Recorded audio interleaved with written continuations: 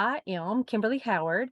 I work for Kentucky Autism Training Center, and I partner with KVEC, and this is kind of KVEC's Autism Hour. So our topic this week is the end of systematic instruction. We're going to talk a little bit about discrete trial.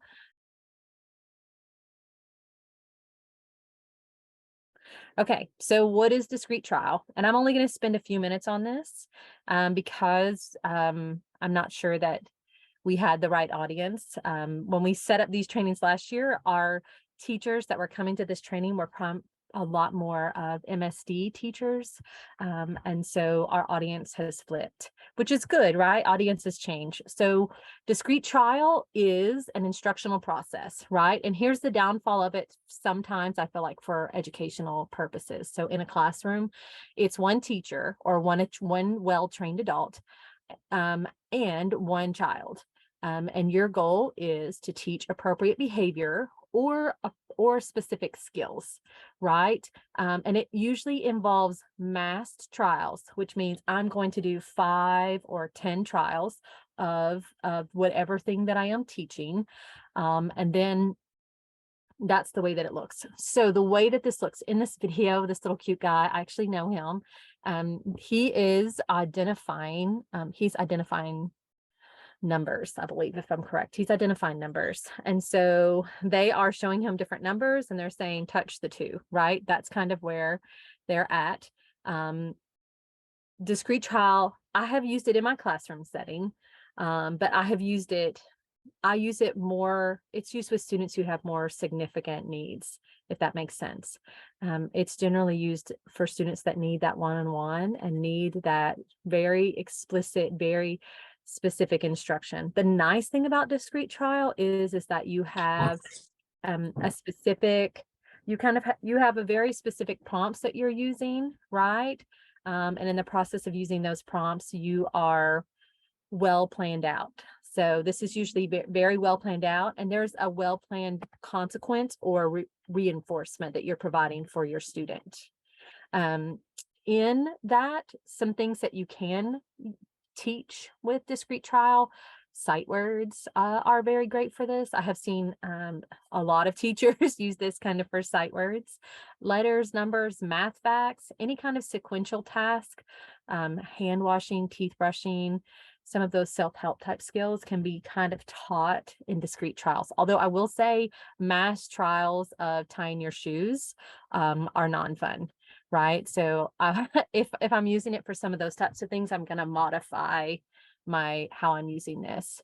In my classroom, I used it with a student that we were teaching the alphabet. And if you go to that video later, you're going to see someone present the letter A and an A, and then 2 cards with other letters, and they're asking the student to touch A.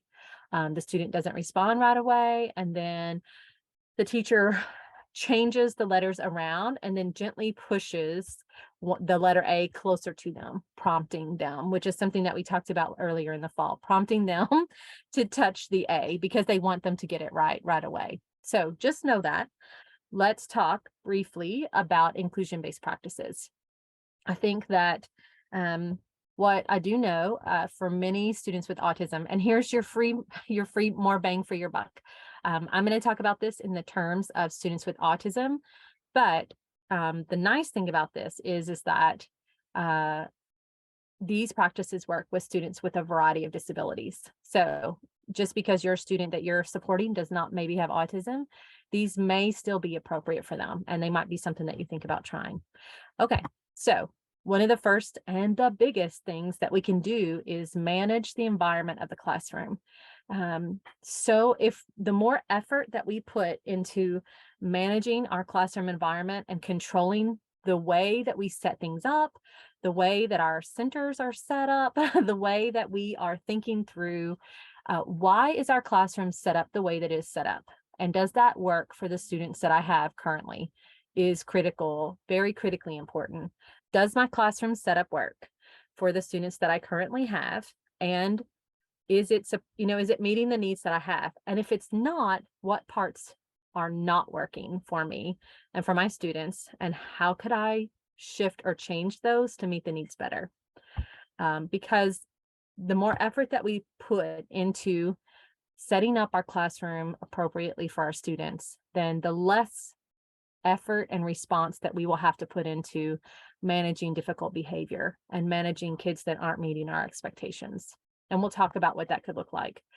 So, and I think I just literally said this, or literally said most of this. Let me shift my view here so I can see my slides each. Okay, so just thinking through things that work well for you this year. So how about we do this? Let's pause here for 1 minute and let you think about, why is your classroom set up the way it is? How can we set up the classroom environment that we have to best support the students that we currently have this year? And then think through the areas of your classroom that work well for you and what doesn't work well. So let's take about 2 minutes right here and pause and let you process that.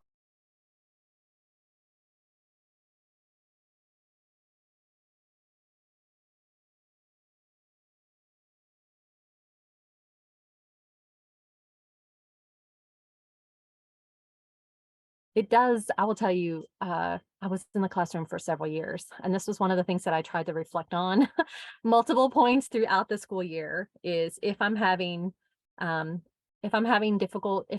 kind of a problem, whether that's a problem with a student, or the student is having a problem, how could I modify the environment to better meet their needs? I think it's a good place to start. And if you're like me, I am a creature of habit. Once I have my classroom set up in my nice, comfy way, it's very difficult for me to, I hate changing. I literally hate change. I hate to say it that way, but it's very hard for me to make a lot of big changes. But this was something that I learned that it made a huge difference. Kind of preemptively trying to set up my classroom to best meet the needs of the current students that I had. It meant that I kind of had to learn to shift away from having my room set up the same exact way every year for years and years, unfortunately. And sometimes it will go great. I have a friend whose classroom has worked out really well, and she hasn't needed to make huge revisions or huge changes. And that's awesome. So I hope that's for you. So classroom routines. We spend 50% of our day in everyday classroom routines. And let me also share this for you. If we're thinking about inclusion-based supports for students with autism, we know that about 60% of students who have an autism diagnosis will be most of the day in that regular classroom setting. So I'm especially talking to teachers that are out in the regular education classroom world, right? And then the other piece that we should think about is we spend 50% of every school day in those everyday classroom routines. So everyday classroom routines are things like, how do we turn in our homework? How do we sharpen a pencil? How do we leave and enter the classroom? What's our arrival procedures? How do we line up if we're going to lunch? How do we ask for a bathroom break or to sharpen our pencil? Or if we need help, what are those everyday routines? So I want you to put in the chat, and I'm going to pause until someone types something. What's a common routine in your setting? What's something that you do every day or very routinely? It doesn't have to be every day, but regularly in your classroom. What's something that you do?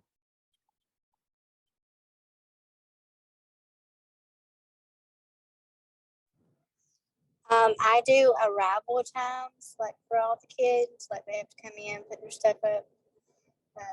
Some eat breakfast, some eat in the lunchroom. Right. Good job. Thank you. So arrival time. Every child is going to arrive at school, and we have to think through what that is going to look like for them. Because it is different for each kid that I have. Right. And that's very possible. Thank you for sharing. So arrival. So just thinking about how do we teach those everyday routines is going to be critical. And it doesn't seem like it would be that impactful. But I can tell you that changing how we teach those everyday classroom routines is critical. So some students with autism definitely lack that organizational and planning skills. Many students in general lack organization and organizational and planning skills. So they can't navigate their day successfully. They don't understand the routines. They struggle with handling a lot of changes, and they have difficulty with predicting what will happen next. I work with a student, supported a student this year that was out in the regular classroom, and he was a middle schooler, and he went from class to class, and his mother got access to his grades, and he was very much on the same academic level with his peers. And his mother was supporting him at home in the process of completing his homework at night. And when she got access to their online kind of homework portal, parent portal, the parent realized that her son had not been receiving credit for doing his homework. And so she contacted the school, and she said, hey, we're doing his homework. It is in his backpack. He's bringing it to school. It doesn't come back home to me. Where is his homework going? So she, she wanted to know, where's the homework going? And he was receiving a failing grade. So when his teacher, who is a very awesome person, went and looked in his locker, they were all shoved in his locker. His locker was a giant pig pen of, 3 months of homework that had just been shoved into his locker. So they had to set up a system to teach him how to turn in his homework. And when they looked at what's the routine for turning in your homework, every single classroom at the middle school, it was different. Everybody had a different policy, which is not necessarily wrong, but it's not going to be supportive for students that need, especially if we think about students that have executive functioning issues, that organizing and planning and um, getting things, getting the whole process, following the whole process through is going to be very difficult and hard. So they put into place for him, you can see the picture on the screen. They put into place a very visualized place to turn in your homework. Each individual class had a color coded system. I love color coding. I can't even say enough good things about color coding. They had a color coded system. His class was green. And in the process of that green turn in, he knew that he turned in his homework in the green folder. And if he had makeup work, he would find it in that kind of hanging file folder that's hanging down. The cool thing was they used the same exact system in every single classroom in his 7th grade middle school, which was about 5 or 6 classrooms, right? And so every class that he went into, he knew he needed to find that green kind of magazine. I think they're little magazine racks. And that's where he put his homework at. And it solved the problem, right? He didn't need an adult to help him. He didn't need another human he didn't need someone to go with him to make sure he got his homework turned in. It let him be more independent, which is exactly what we want. So just thinking through, how do we teach those routines? Remember, they have to be formally taught for the student for several days or even weeks. They reminded him, he had a visual support. He had a little purple dot up on his 3-ring binder that he took with him everywhere. He had a little purple dot to remind him that he needed to look for the purple and turn his homework into the purple. It made a huge difference for him, and it did decrease his anxiety, and you're able to pay more attention when you don't have to be worried about, you don't have to be worried about all of the other stuff. So I will say that we have to think about teaching routines. We have to remind kids, right? If we've taught them something, so we're all about to go on Christmas break. I hope you have a lovely Christmas break, right? We're all about to go on Christmas break. So when you come back from Christmas break, kids will have been off of school probably for a couple of weeks-ish, probably around that 10-day to 2-week time period. Even though they've done this all year, maybe they already know how to turn in a pencil, or to ask to sharpen a pencil, or they already know how to go to the bathroom or ask permission for going to the bathroom. Maybe they're going to need reminders for those. So we have to have, inside of that teaching routines of our classroom, we have to have a place where we remind kids of what those routines are. a really neat idea that a former site that I have supported in the past. It was a kindergarten teacher, and she had her previous year's students. She had her previous year's students, kind of her ringer students, the kids that always did a great job of, walking down the hallway. They did a nice job of going through the lunch line and lining up in the hallway. All of those pieces, she got permission from their parents, and she used the school device to do a video recording. And in the process of that video recording, she had those students kind of at the end, towards the end of the kindergarten year, showcase for the next year's incoming students. Here's how we line up in kindergarten. Here's how we walk down the hallway. Here's what it means when the teacher says, make sure you're standing on the blue blocks. Here's a whole row of kindergarten students standing on the blue blocks. This is what it looks like. Here's how we get a sharpened pencil. They didn't sharpen their own. Here's how we ask to go to the bathroom, or all of those things that we have to do all of the time. How do we line up to go to specials class? And then at the start of the next school year, the first month of school, every day as the kids came in and they were working on their bell ringer work, she previous years would put up different cartoons or different, for those kids that show up at 7:30, 7:15, and you're not doing active teaching during that time, right? It's kind of that time filler stuff. She played that video, and it ended up being, the video was about, I think, between 8 to 10 minutes long.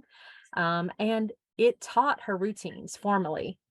It taught her routines formally for her. It was pretty cool. It turned out to be pretty cool. And then, so it's video modeling essentially of the previous years. They're now the first graders, showing them exactly how the things that they need to do. So think about, how are you teaching your routines? Or are you teaching your routines? There are some wonderful visual supports out there that can help support you in this.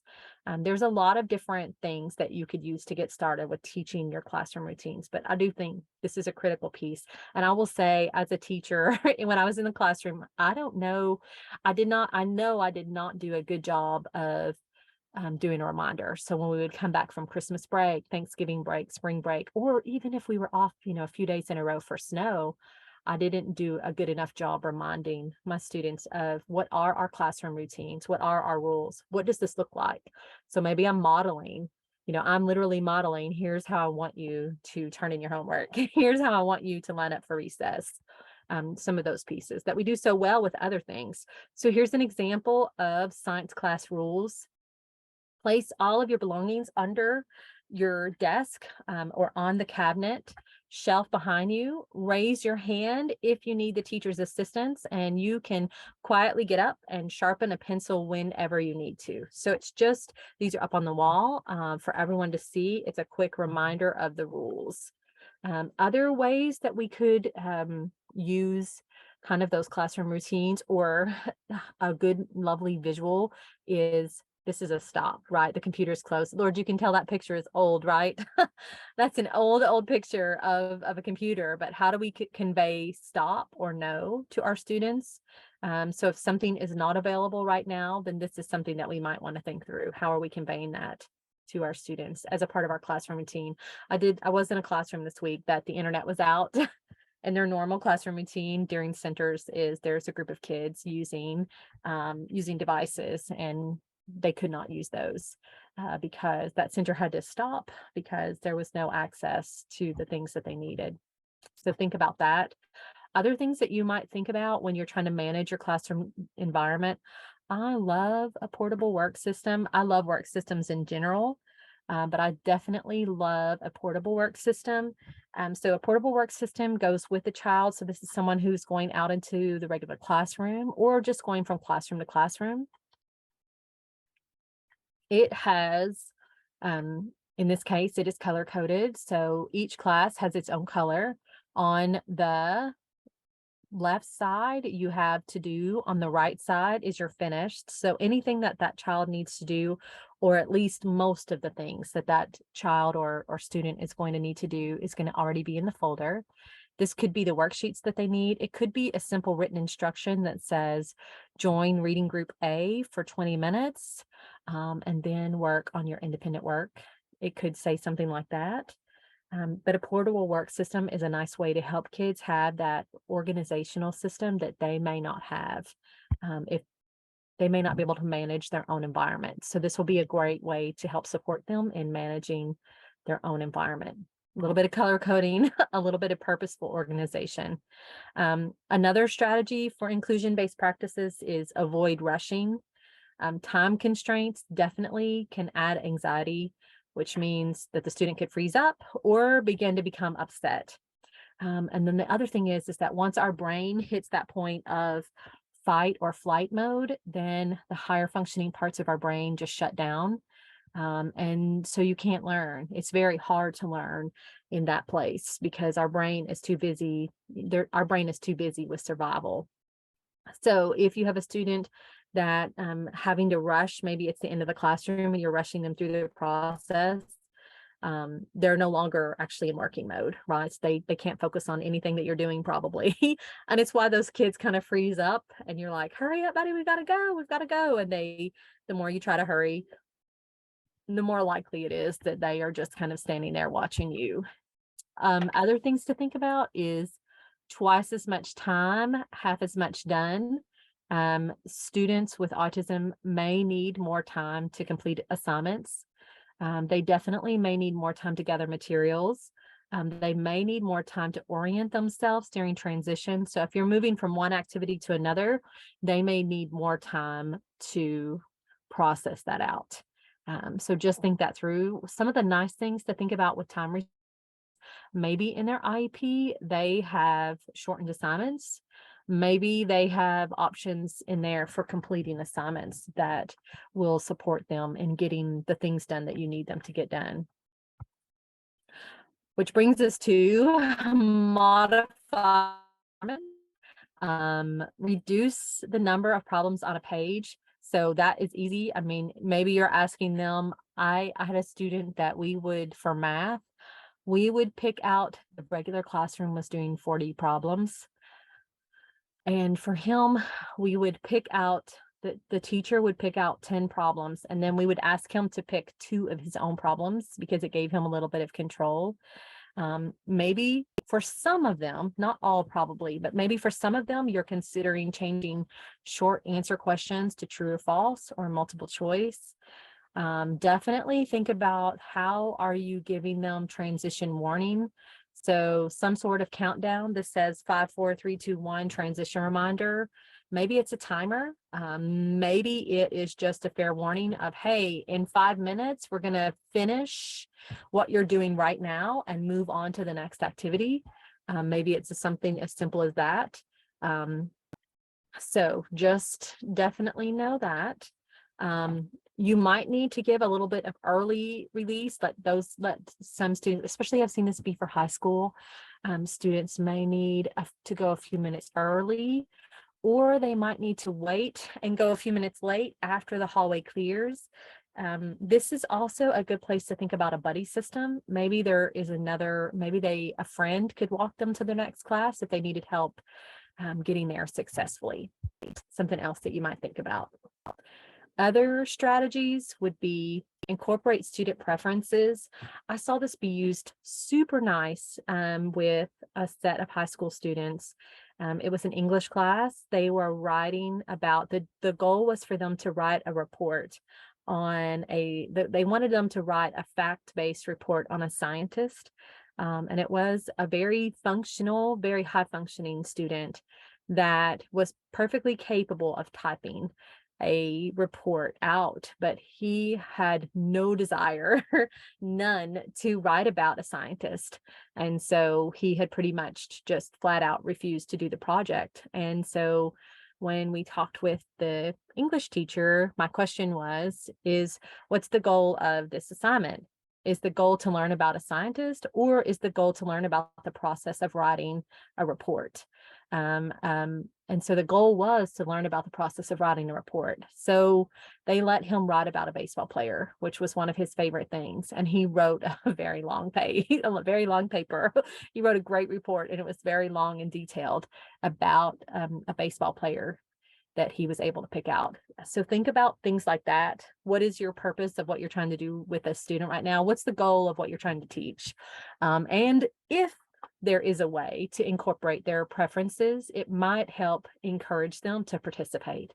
And that is a hard one. I mean, sometimes it's almost impossible to do that, but sometimes it's not. I had a student that I worked with that was learning to count.